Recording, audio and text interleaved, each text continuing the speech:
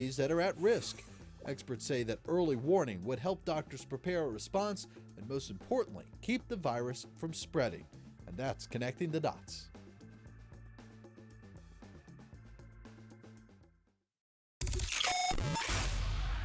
Beauty Blasters, what's up? It's Jeray for the Slay, and today we're talking about that skin that slays. Now, you all have beautiful skin. Don't get me wrong, everyone's beautiful on the inside or whatever, but sometimes we need to update that skincare routine a little bit more to get that glow. Okay, did y'all catch that? That glow. All right. Now, for today's topic, we're talking about toning and the joys of using a toner. Now, it's not as crazy as it used to be. I know you guys are all rolling your eyes at home thinking, oh my gosh, here we go. He's going to talk about some sea breeze.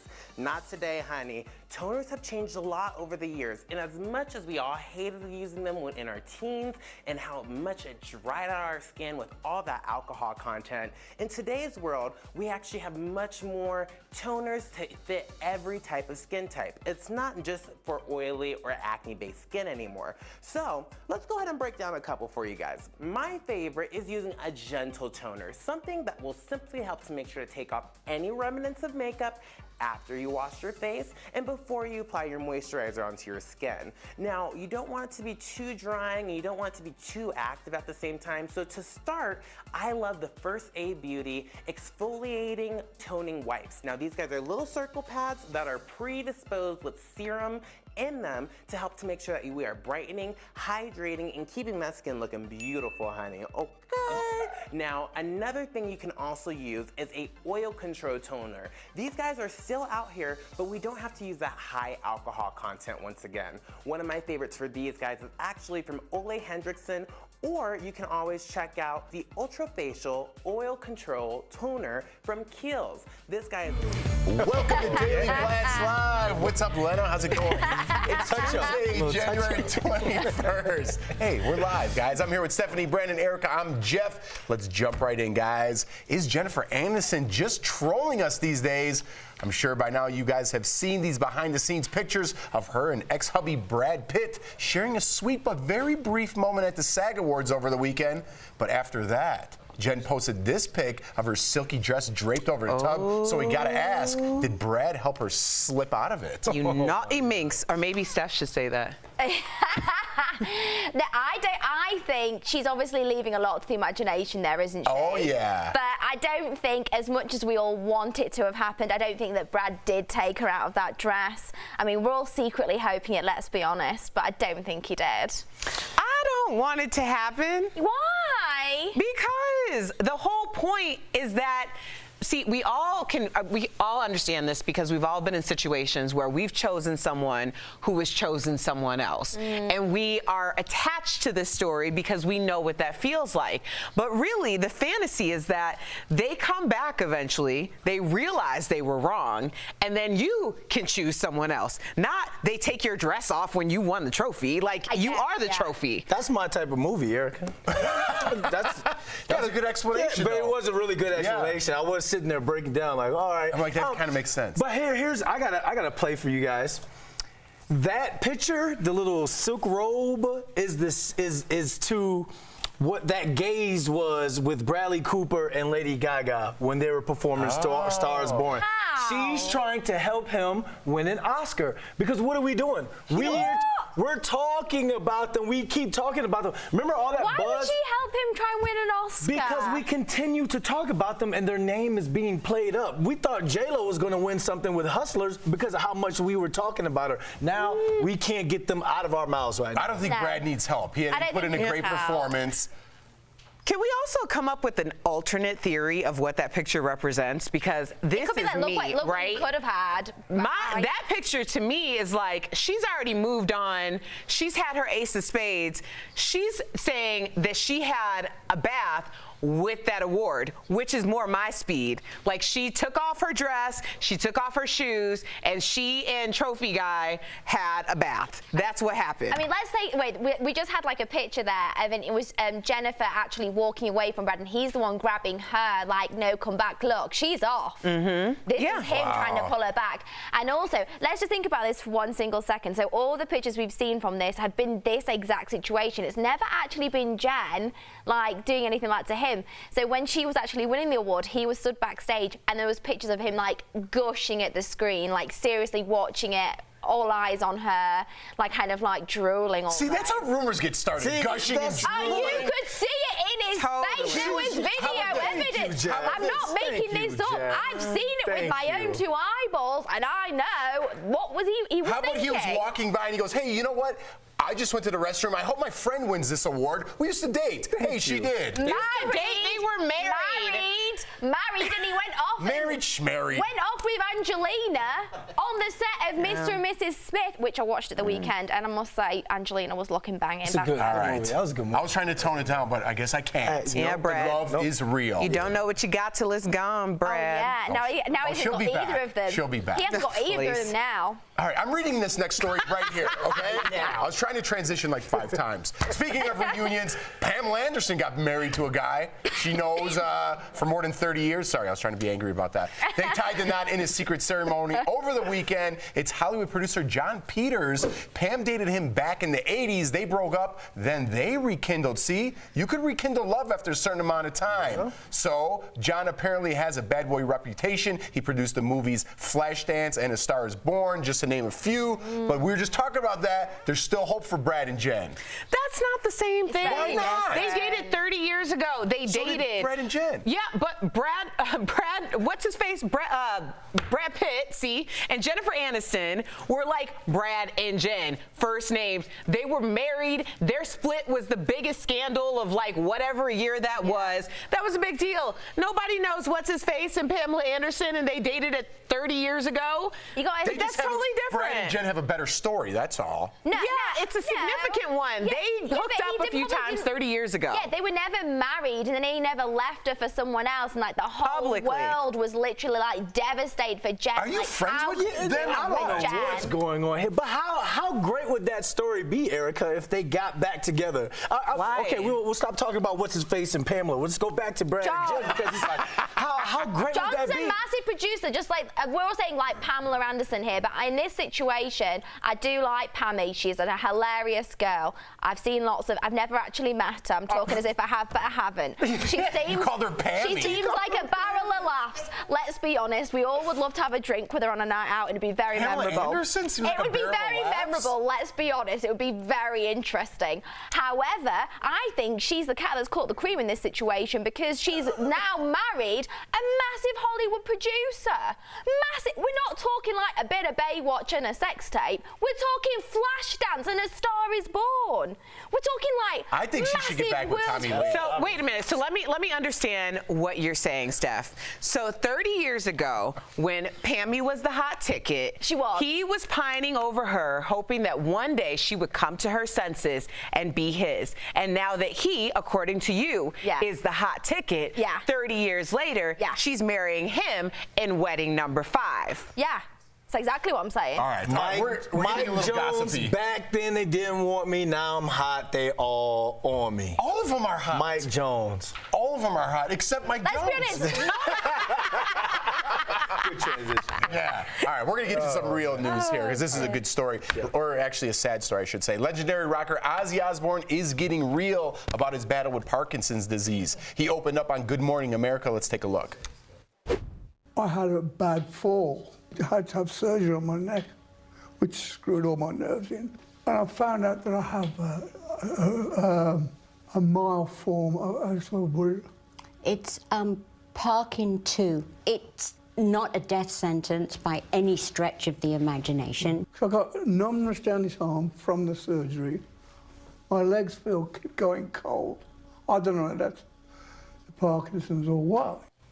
And Ozzy had to postpone his world tour. And I started that with a good story and sad because it's both. It's sad that he's going through that and what's going on with him and his family. But they've always been super open with the American public about their lives. And I say good for him for speaking out. He will be an advocate now for Parkinson's, even though it's a form of that. You think of Michael J. Fox, and I think he has a very different fan base than Ozzy Osbourne, you know? So I think this is a good thing in the end. And I think about Alex Trebek when he came out and he was open to everyone about what he was going through, about all the condolences that came out and people who were so heartfelt, and it motivated him. So I see that this could be something for Ozzy as well, because, I mean, Alex Trebek, like you said, it's a different fan base than Alex Trebek, but Ozzy Osbourne is a god to a lot of people in terms of rock and roll music, and like you said, being a pioneer when it came to reality TV. So I see them as them getting proactive, because what if something did happen? We haven't said his name in quite some time now, so this can be something where people have him in their hearts and prayers as well. I look at this and I see Sharon Osbourne, to be quite honest. I mean, this is a woman who has decided, like a lot of our mothers, grandmothers, great-grandmothers, that they put the welfare of the family above their own and act as a true matriarch of the family, regardless of what transpired over the years between themselves and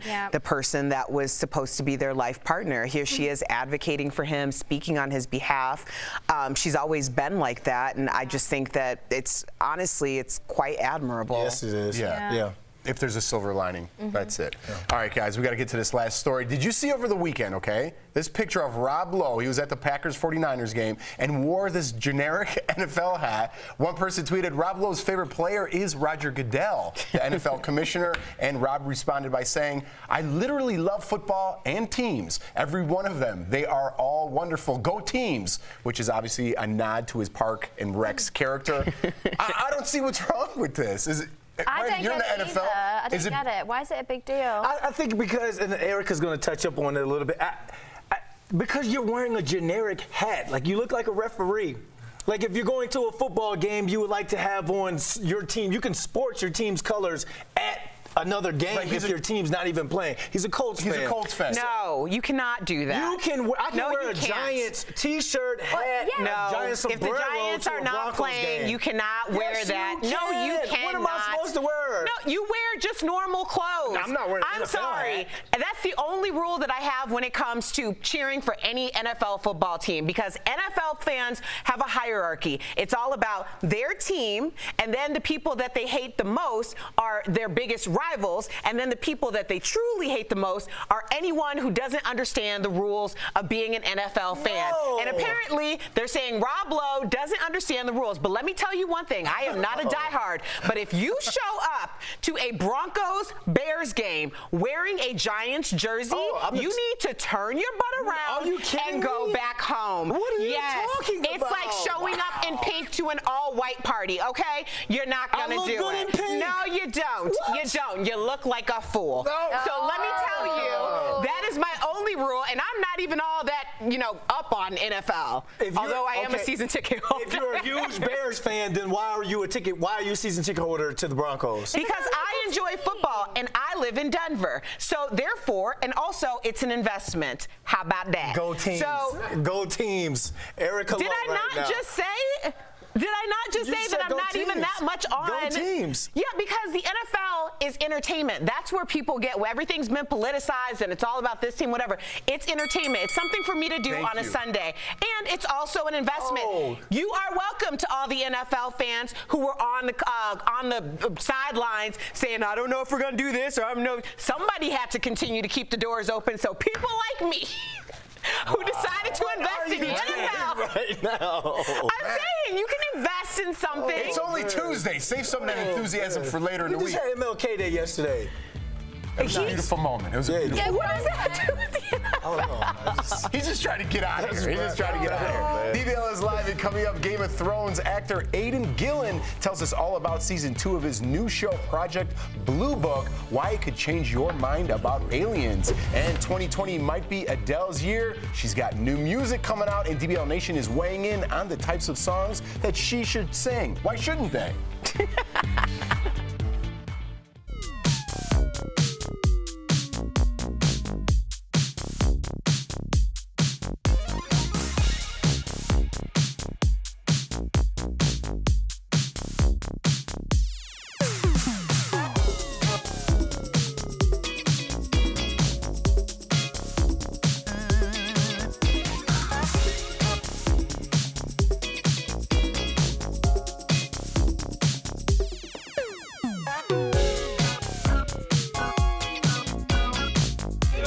One team. If you know, first of all, you get one team. I don't own the Bears, and the Bears don't own me. What I own is the idea of being a football fan. I don't live in Chicago. I live in Denver. When I moved to Denver, people, you could buy Broncos season tickets. Now, there is a long wait for Broncos season tickets, and that's the reason why we continue to hold on to the tickets. We got in when people, I guess, didn't care. So now I'm an NFL fan, and I go to games in order to watch football. Honestly, I don't care who wins. I don't. I'm not about to have my whole week ruined because a team decided not to show up, okay? I'm not going to do that to myself. It's the same colors, to be honest. Bears fan, you get one team. You get to be a diehard for one team, and you ride that out. If not, then you wear your colors to wherever other game. So what? Do I have to go back to Chicago every week to see a game? No. You can go to Broncos game, but you wear either your Bears clothing. I wouldn't wear Bears clothing to a Broncos game if the Bears aren't there. Case in point, I wore a Bears jersey. I would wear Packers colors to a game where the Packers aren't playing. That makes no sense to me. If I went to, you look like you're confused. If I went to a Broncos Cardinals game, I would go get a Broncos T-shirt from somewhere for like $10.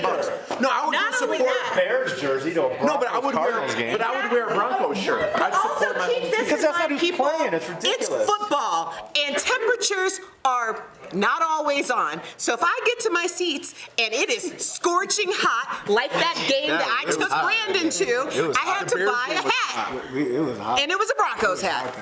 Because I was at a Broncos game. Yeah, if Chicago's not playing, Denver's my second team.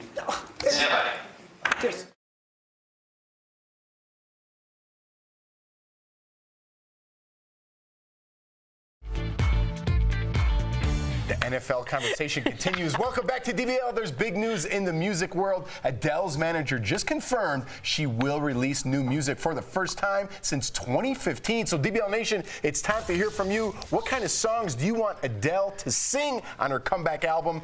No NFL talk. Steph, kick it off. Well, Megan's written it on Facebook, and she says she needs to make music with Lizzo. I mean, that would be an interesting collaboration. I don't know how well those two would actually align, to be brutally honest. But, you know, I don't think we'll be seeing anything like that. I think we're going to see a heart-wrenching, gut, soul-searching album. I don't think it's going to be hating on men. I think it's going to be about how destroyed she's been, to be honest, because that's what we know her for. Ooh, all right. Jody on Facebook says all of her music sounds the same. Somehow, I don't care how. I hope she releases a song I wouldn't immediately recognize as hers. Like throw some trap beats in there, like your viewer said. Throw Lizzo in there. But it's been. I like trap beats.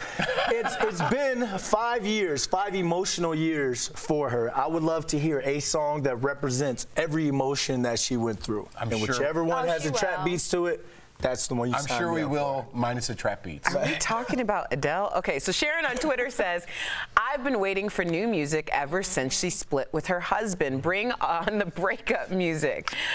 Sharon, I think what makes Adele so great is the fact that she's very transparent about what she's going through, and it resonates with a lot of people, and I think that's the reason why, other than the fact that she has the voice of an angel, that people really love her. I'm looking forward to new music, too. I can't believe it's been 5 years, but I don't know what Brandon's talking about with the trap beats. Like, let's just keep Adele. You're not on my label anymore, so it's okay. I never signed. I just dropped her. Never signed. You don't talk to Wasn't even Suge Knight like interested. that. You don't talk to Suge Knight. What? like that. You called yourself Suge Knight? I don't know if that's such a good thing anymore. All right. You two are just, it's like two plates rubbing against each other. It's bound to explode. All right, guys, let's get this next one in. Chance on Facebook says Adele is reportedly worth $200 million. Why change a thing? Well, Chance, why not take a chance? You know what I mean? Change it up a little bit. I think a lot of people think of Adele. When I think of her music, it's kind of the same tune. Not saying she's not talented and awesome. I'm being critical here on someone who has no talent. But I hear the same beat and things like that. I hope we hear like a little bit of a different flow from her. Can I give you the reason why that happens, why people think that? Because I think that when you get the decision that's made for radio, that there's a formula that works for mainstream music on radio. So sometimes people get in a rut with music directors where you start picking things because that formula works in that time. But all her music does not sound the same, especially not the deep cuts. Just wanted to say that. We'll be right back. An NBA player may never hit the court again after a drunk driver crashed into his car. Chandler Parsons plays for the Atlanta Hawks. His lawyers said he was driving home from practice last week when his vehicle was struck. His attorneys say he has severe brain injuries and it may end his career. We're all wishing Chandler a full recovery, and we hope to see him back on the court soon. I'll keep you updated. And get this, a dad is being called a hero today after he fought off a mountain lion that grabbed his son. It all happened in Orange County, California. The dad and his son were taking a walk yesterday when a mountain lion started attacking his 3-year-old. Police say the father threw a backpack at the mountain lion to try to distract him, and it actually worked. The mountain lion reportedly dropped the child, grabbed the backpack, and climbed up into a tree. You can see that in the picture here. The toddler was taken to the hospital, but he is expected to be okay. Way to go, Dad. This has been Fast Blast for you. Did you know that we're live during the commercial breaks every day on our show? Just go to Facebook, YouTube, or Twitter, and I'll be there to keep you updated on all the breaking news and developing stories. And that, of course, means I'll be keeping you updated on news from the impeachment trial. See you then. There are still a lot of questions as we wait for the Senate impeachment trial to kick into high gear, but previous impeachments do give us an idea. Let's connect the dots. Only 2 presidents have had actual Senate impeachment trials, Andrew Johnson and Bill Clinton. Richard Nixon resigned before it got that far. Johnson's trial in 1868 took 2 months. Clinton's trial in 1999 took about 1 month. Both trials did have witnesses, 41 in Johnson's case, but for Clinton, 3 witnesses testified on videotape. Then the Senate picked certain portions to play for the record. One of the big differences in the Clinton impeachment was that Ken Starr, an independent counsel, had conducted a very thorough investigation of the president, creating the Starr Report, which— Sir, you wanted to see us. We're going on a little field trip. Where? New Mexico. I'll brief you in the air. Yes, sir. Welcome back to DBL. That was a clip from Project Blue Book. Alien visitors, flying saucers. Did you really see those lights in the sky? Well, I definitely did. So I sat down with Aidan Gillen and Neil McDonough to see if the truth is really out there in today's Chatting with the Stars. Harding silencing Roswell again. Not if we're here. You two are the only ones who can stop it. The name of the game is control the narrative.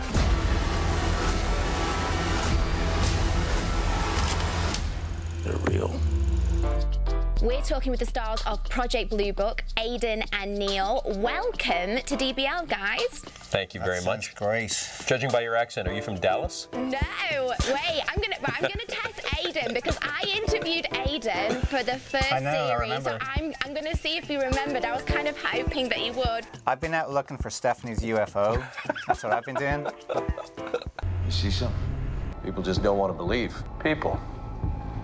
How many people? Obviously, the show has been based on true events. Obviously, I believe in aliens. But what about the characters and what about their stories? How much of it is true? Well, they're all based on true events that have happened. You know, and we get to open up the blue books and really delve into it and tell stories that were based on actual facts.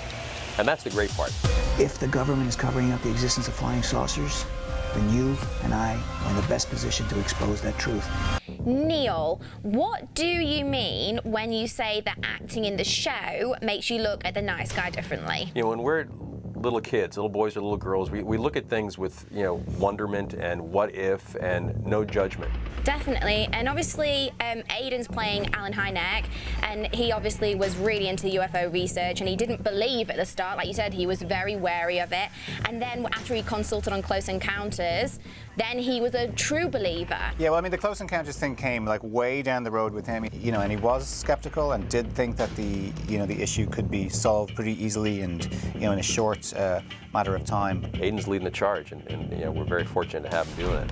He's pretty good at it. We have a great bunch of actors. No, we really do. I feel the same. Very lucky to go to work with this great bunch of actors, and we've got some great new actors coming in, like Gerard Haynes. He did awesome. And really great guests like Colin Fiore and Jo Beth Williams. That's right. And many others. So we're Jo Beth was great. Really excited about that.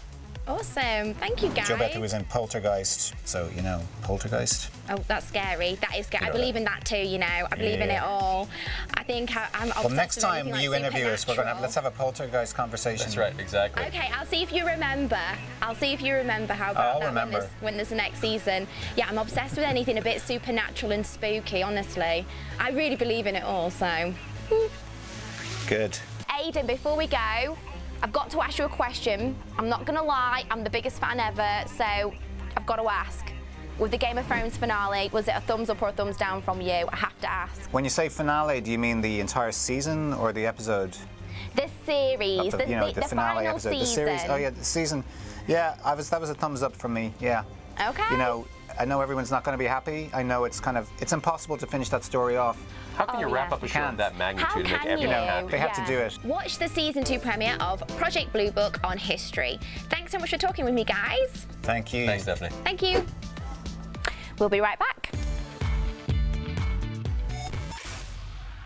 Beauty Blasters, what's up? It's Jeray for the Slay, and today we're talking about that skin that slays. Now, you all have beautiful skin. Don't get me wrong, everyone's beautiful on the inside or whatever, but sometimes we need to update that skincare routine a little bit more to get that glow. Okay, did y'all catch that? That glow. All right. Now, for today's topic, we're talking about toning and the joys of using a toner. Now, it's not as crazy as it used to be. I know you guys are all rolling your eyes at home thinking, oh my gosh, here we go. He's going to talk about some sea breeze.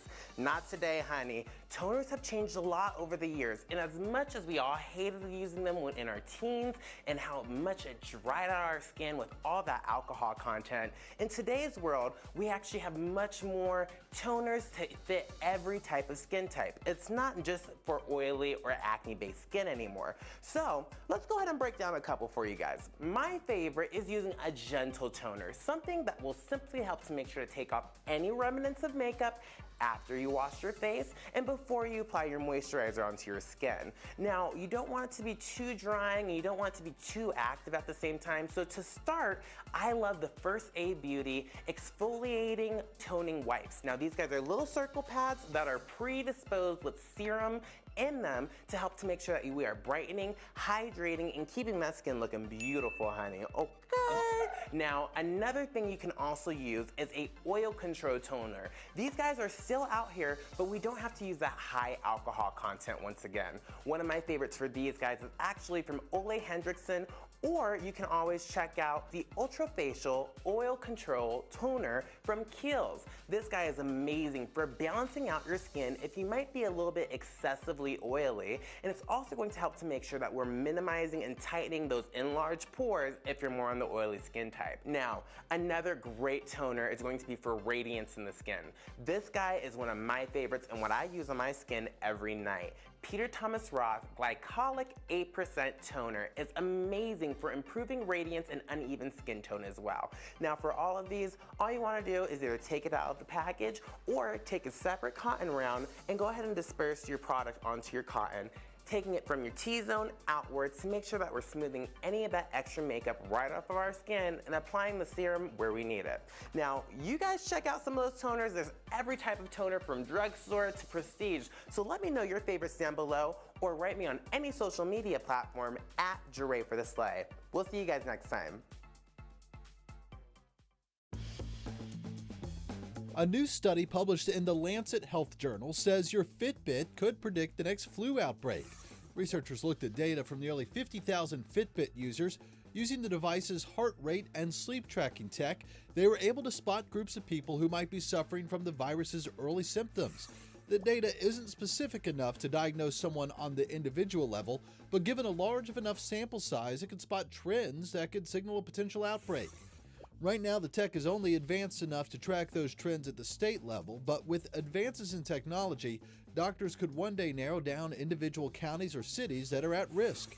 Experts say that early warning would help doctors prepare a response and, most importantly, keep the virus from spreading. And that's Connecting the Dots. Welcome back to DBL. Before we go, we want to give a nice, we want to say goodbye to our producer, Joel Laban. Michael Better, if you don't get back to your desk, we're going to say goodbye to you. Joel Laban, he's our story producer, our segment producer. Joel, We love you, buddy. We wish you well on your journeys. Have fun in Thailand. Oh, you're going to Thailand? Joel has been here since the beginning. He has been responsible for some of the best things we've done at DBL. He's always been a gentleman, looked out for his talent. We are going to miss you so much. All right, later, guys. We'll see you tomorrow. We'll see you.